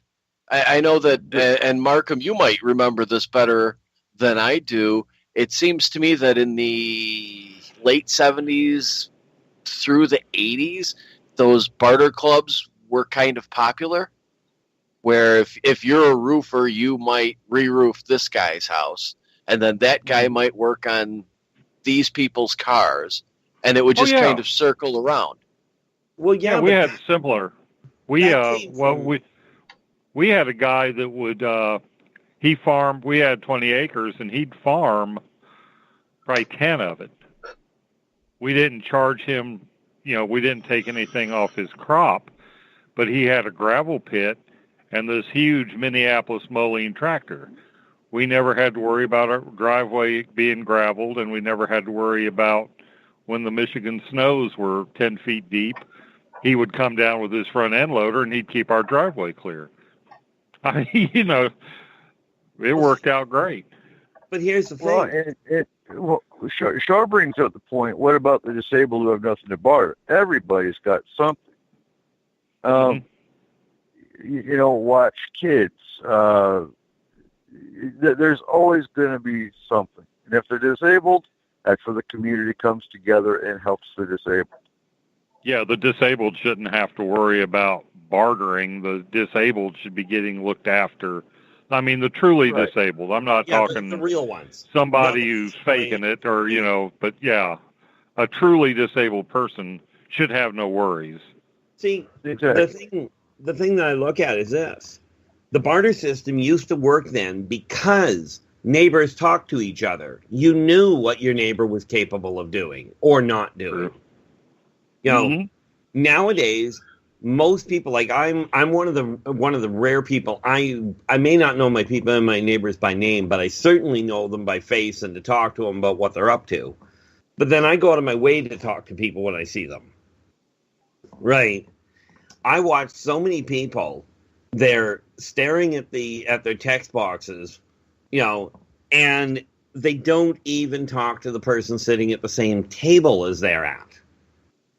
If you're not talking to the people beside you, then of course things are going to happen where, the grocery sales. I was talking to somebody about this today, where you go into a grocery store and at the front they have sale. This is on for $5. Right. It's on sale for $5. And at the back of the store, they've got it on regular price for like $3. But the people are buying the thing at the front of the store going, oh, it's such a great deal, it's on sale. They don't even look at what they're buying anymore. No, they don't, and me myself, I still use a barter system at times because I'm a mechanic. I will go out and I will do, a job for something else, get somebody to help me here or help me there or whatever it may be. Right. Yeah, that's, I've got a chainsaw and I'm a mechanic as well as what I do for my day job. So, hey, somebody needs, and my pickup truck's not running now, but I mean, I've bartered services for things. Of course, we all remember back in the 70s, the bumper sticker said gas, grass, or ass, no one rides for free. We need to go back to that system. I was too young to remember that. I'm not. Really? Sad oh, thing. Man. Hell, yeah, I've even seen that bumper sticker. That was a Fabulous Furry Freak Brothers. There was a Fabulous Furry Freak Brothers version of it and a couple other 60s, early 70s iconic cartoon characters that did it. I think Mr. Natural. There was a bunch of different variations on it. Yeah. See, I'm the tail end of the baby boomers, but, the thing that gets me is and we talk about the disabled and the homeless and that sort of thing. In Kelowna here, I have seen people, quite literally, they'll hold a sign up and it says, I'm broke, will work for money. Right? You stop and talk to them and you go, come on, I've got a job, we can, get you to cut my lawn. Oh, I don't want to work. So, you're looking at it going, and of course they do this underneath the sign that says you're not allowed to panhandle here. Oddly enough, it's on the in the meridian in the middle of the road that you have to have a sign that says this is not a safe place to stand. You really have to wonder. You know. Coffee cups that say warning contents may be hot. Yeah. Yeah. No crap, Skippy beans. I've seen some of those same people. You see them pack up their sign and walk across the freeway, across the parking lot to their Mercedes, get in and drive home. Absolutely. So, yeah, it makes people not want to help the real homeless. Is a sad part of that. Yeah, I find myself being very reserved about who I give money to, and it's almost like I've got a discernment now that there's times that I will give somebody money, and it's usually not the person with the sign. It'll be a different situation. Yeah. Like there was a guy at a gas station, and he was wanting to get home. And the story was he'd been at a construction job, and he'd been there all day at this gas station I used to stop at on the way into work, cleaning windshields, doing whatever for change to get money for his gas. Mm-hmm. And something about his story struck a chord with me, and I knew the guy that ran the thing, and I said, what, you think this guy's legit? And, my friend goes, I think he is, because he's not asking, it's just something about the guy's story made it right. Hell, I went ahead and filled his tank. And he was, he took off, he was gone, never seen, he did exactly what he said. He was headed for home. So, in a case like that. But this dude he didn't have a sign. It's like, can I wash your windshield for pocket change? He was trying to do something to earn the money to get himself home, and I didn't feel like he was scamming. See, I used to work in the downtown district or financial district in downtown Chicago, and every day I used to give this guy some money, and that went on for about a year, and eventually I came through accidentally overhearing a conversation that this guy was bringing home almost between $150 and $200 a day tax-free. Yep. Just from asking for money. And that really, when I found that out, that really made me jaded against everybody on the corners or the panhandlers, and there's still that part of me that feels guilty because I tend not to want to give them money, but there's also that part of me that goes, I know that one of these people or half of these people or maybe all of these people have their pretty decent car hidden around the corner, and they're going to beg for 6-8 hours today, and then they're going to go and drive away and go cash in their change and have a pretty decent chunk of money for standing on the corner. Well, that's just it. Like, I have a tendency where it comes to people that are begging, I will literally take the time to talk to them and find out why they're begging. There was, I've noticed in the chat room here, Trippin says, smell of alcohol is a dead giveaway. Don't give them money.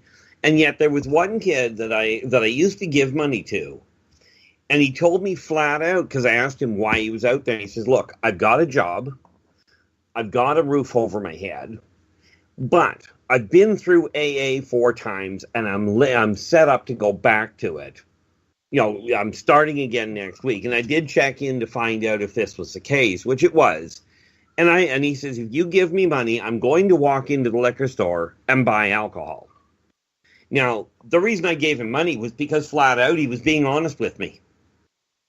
He was telling me, this is the problem I'm facing. This is what I'm going to do. And yet, like was said just a minute ago, and pardon me, names and me just don't get along, but the gentleman with the gas, right? I think that was Eric, and that was you, Eric, wasn't it? That gave the guy gas or filled the tank? Yeah. I had the same thing happen to a lady that was at a bank machine asking people for money because she had two twins. They were supposed to get their check in a couple of days, but they were out of food and out of money. And something struck me odd about it. And I ended up giving her a $20 bill because I had to go to a different bank anyway. I couldn't get what I needed. And the second she had it in her hand, you swear she teleported into the grocery store. Like she was just, it didn't, there was something that was just wrong with the way it felt. You know, that she didn't belong there, but here she was. You know, so you get, just every once in a while you get a vibe, you know? Yeah. Well, and the way to test some of them is, I've had some of these quote unquote homeless people pissed off because instead of giving them money, I went to McDonald's and brought them back some cheeseburgers. And there's one that actually threw the food on the ground and started ranting. He wanted money. Like, I've seen okay, that. Then seriously, you ain't homeless. Yeah. And the ones on the ones on I saw that happen in Greensboro. Line of traffic. This woman passed McDonald's a bag out to this guy that was begging in the median, and as soon as the light changed, she was out of sight. He tossed that crap in the bushes. He wanted money. He didn't want food. No. And the ones that'll stop and test are the ones that claim to be veterans. You ask them certain questions. Where's your DD-214? And not all of them will have it. I can dig that, but then you explain to them. They don't know what it is. Yeah, they don't even know what a DD-214 is, or you ask them what their MOS, and they look at you like, my Moss. They're civvies. Yep, and those are the ones. I'll leave in disgust because there is no more stolen valor law. It used to be stolen valor. Now it's considered First Amendment. It's their First Amendment right to claim to be military. Until they start trying to get benefits for their false military, that's where it becomes a felony. But yeah. See, that's just Obama changed that. He changed it to a First Amendment right. But why is that fair? Because you can't go around claiming to be a police officer or a paramedic to get the notoriety or the glory, so to speak, from that. But yet it's okay to claim to be a vet when you're not? Well, that's just another instance of why, how shabbily in what shabby regard veterans are held into. They do an unpopular job that a lot of people don't want to do, and we come home and spend a long time getting to where we can think straight and function in the civilian world, and then for little or no benefit whatsoever. So, kind of par for the course, I guess. See, I would love some politician that actually gets into a position of power to find a way to actually push back some of these, what I call travesties, where people that are claiming, that are military, and they're now on the street where they actually can get the help they need without having to fight it. The other thing that I saw that goes hand in hand with that is the number of churches that are out there. I saw a post one day on Facebook, and it says, and it came out of the state somewhere, and the guy asked a very simple question. He says, we have over 360,000 churches in this country. Can somebody explain why we have 200,000 people living on the street? Yeah. We won't even bring up the Texas situation. Yeah, that was just disgusting. Well, now we have a homeless guy here in Winston-Salem. All the storekeepers know him because he basically cleans windows and sweeps out. He gets a pension, and they have tried to put him. Everybody got together and tried to get him into an apartment. He does not want to live indoors. No. And that's so, I mean, you know, there's something good, and he's off. I mean, you know, he's not off enough that he should be institutionalized, but you can tell nobody messes with him. And, you know, there's no reason to, but I mean, he just, you know, he is homeless by choice. You know, the community tried. They knew he had money coming in, and they did what they could, tried to get him to live like, you know, a normal, you know, no, I won't say a normal human being, because hell, I'd like to live in the woods myself. But I mean, but he just can't live indoors. Yeah. Like, I got a kick out of one guy that I used to have coffee with. He was homeless. And he told me one day, he actually showed me the side effect. But long story short, he said he refuses to live indoors for one reason. He figures the government gets enough money, they don't need more of his. But the guy showed his bank book, and he's got nearly $1 million in the bank. So when the weather's really bad, he grabs a hotel room. Right. Right. You know, right. And he just goes to one of these little travel things, you know, one of the small ones, the Econologist, that sort of thing. But it's like, the government's got enough money. They don't need mine. You know? You know, I can kind of groove with that. Yeah, good point. Because then you got to pay property taxes. You got to pay, you know, whatever. And the government gets that money. You don't actually own your own property. No, you know, you never own anything anymore. You lease it from the state. Yeah. You know, get behind on, even if your house is paid for, get behind on your city taxes and see what happens.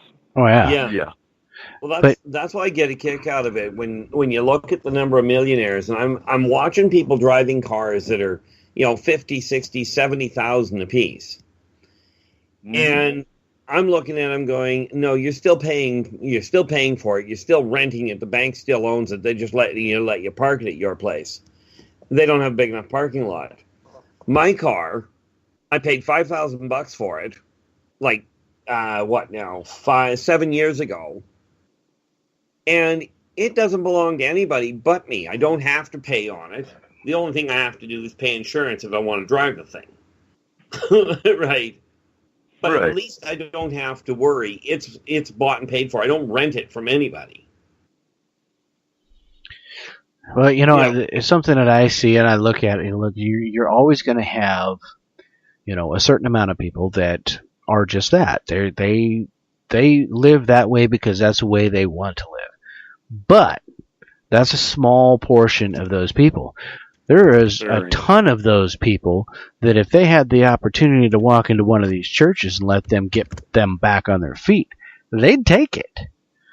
Mm-hmm. And the bottom line of it is that you've got these churches out there that are tax exempt because they're supposed to be able to be taking the money that comes into them to help those in need. And they are not doing it.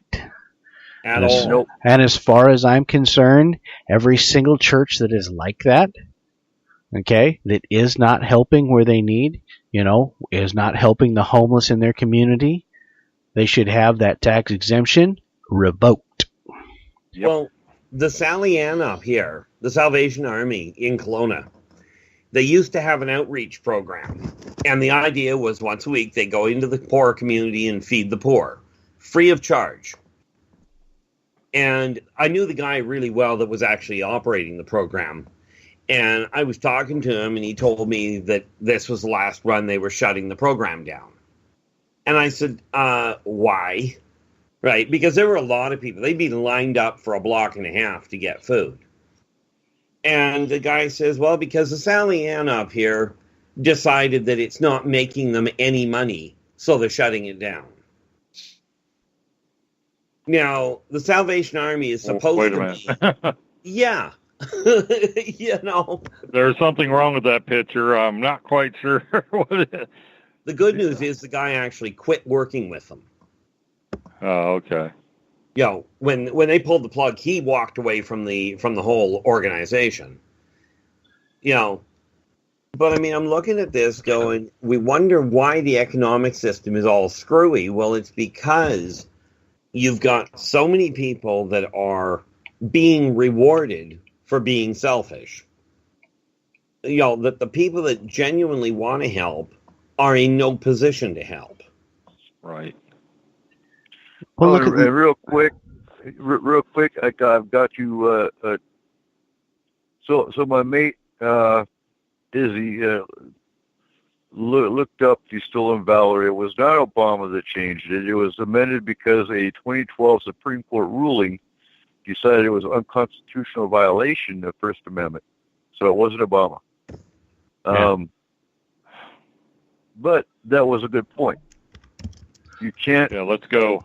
Let's all go and become wear some black robes and pretend to be Supreme Court justices and see if there you go. See how far that gets you. See how much prison time you get for faking to be a judge. But you say you're a staff sergeant. You say you're a staff sergeant in the military with a Bronze Star and a Purple Heart, and it's okay because it's your First Amendment right.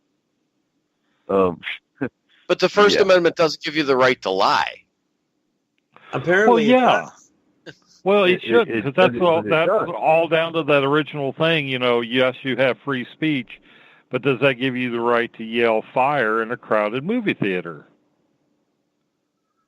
Doesn't give you the right, but it's kind of fun when you do it. Yeah, it is. It really is. And it probably depends on the judge that sees that case, how funny he thinks it is.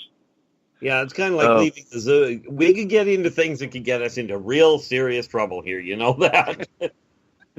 No, but seriously, it doesn't give you the right to lie. And claiming to be a vet of any type when you aren't is a blatant lie. Absolutely. Yeah. And that should not be covered by, that shouldn't be. Here's the difference. If you're just doing it to impress a woman or a man or whatever. Well, but if you're doing it for a free, if you're doing it for a free drink, if you're doing it for any kind of benefits, because the restaurant's going to give you a free meal, that's where it crosses the line. Well, you do realize that lying to impress a potential suitor is still getting a benefit out of it. But, maybe I'm a bit black and white, but I still see it as a lie is a lie is a lie.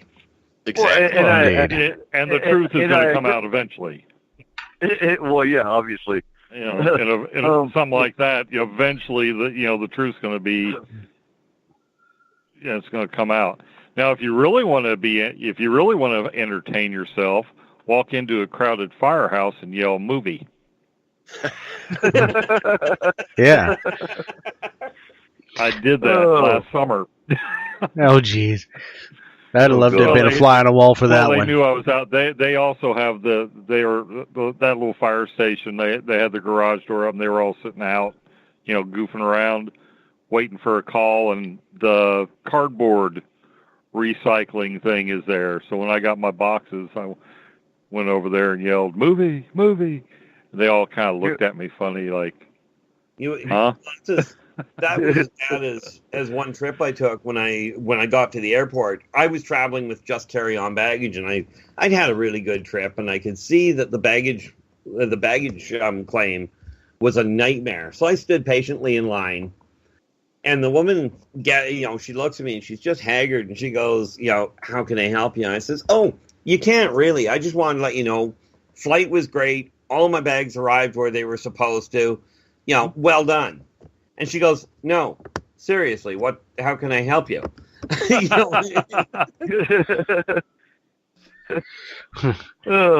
right, well, I've gotten that kind of service before where I've actually, not too often, but there's a manager at a local business that goes above and beyond, and I actually got on their company website and, chatted him up because I know people, I know from my business, people will gripe at the drop of a hat. So,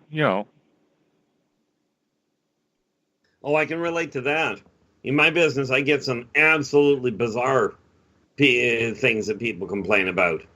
But good God, it's almost 5 o'clock already. Yeah, we're down to 4 minutes, folks. So we need to start wrapping it up. Been an excellent show, as always. And,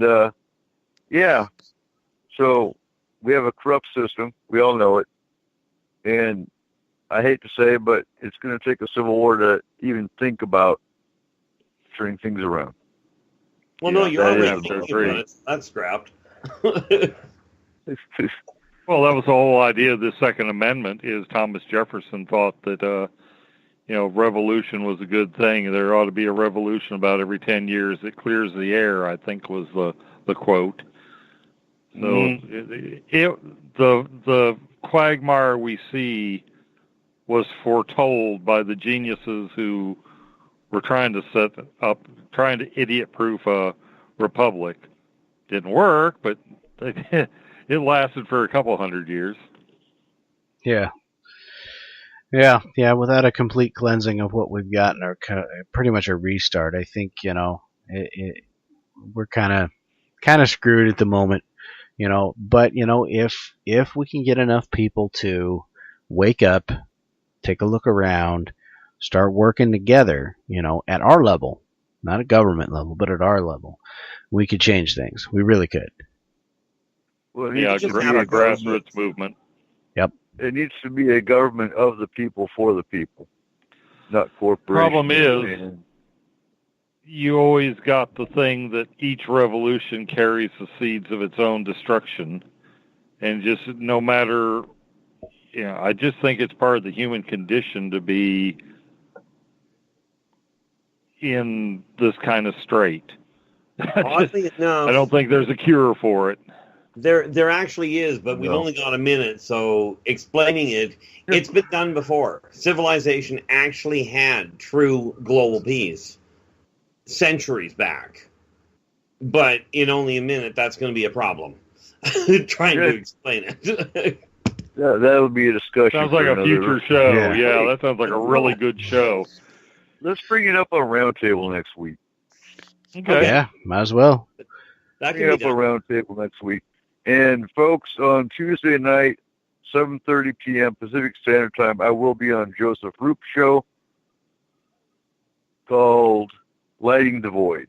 I'll be posting a link on it in Forest Moon and on my personal Facebook. So we'll be talking Forest Moon Paranormal on his show Tuesday night. And look forward to Roundtable. Uh-oh. Well, we lost... well, you knew he had to cut out once. Yeah, well, actually, he cut out a few times. He cut out a few times, but... S4 without... It's not S4 or SOR without Coop Loose. I know it. All right. Well, I'm gonna go... You guys hold on a second. I'm going to go ahead and wrap this thing up here. So... I would like to thank our panel tonight, Everett Thiemer, Eric Markham, R. Keith Andrews, and our host, Eric Cooper. Join us next week at midnight Pacific Standard Time as we have our monthly round table where we will discuss all things paranormal and conspiracy. Right after Spaced Out Saturday with Dave Cruz. And I invite you to check out Spaced Out Radio 7 nights a week at 9 p.m. Pacific Standard Time, www.spacedoutradio.com. Remember that S4 happens every Saturday night at midnight Pacific Standard Time, and keep your eyes to the skies.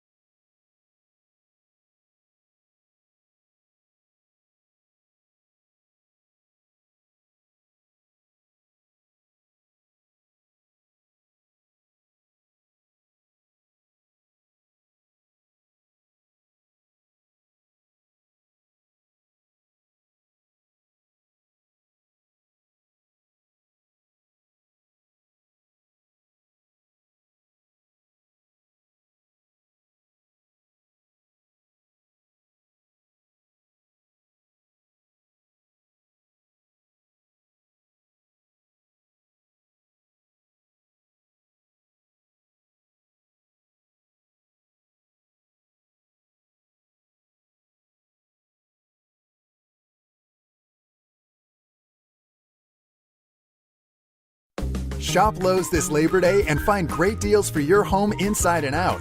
Refresh your walls or renew your deck with $10 to $40 off paint, exterior stains, and resurfacers. And if you've been craving new appliances, get up to 40% off select appliance special values on some of the best brands in the business. All projects have a starting point.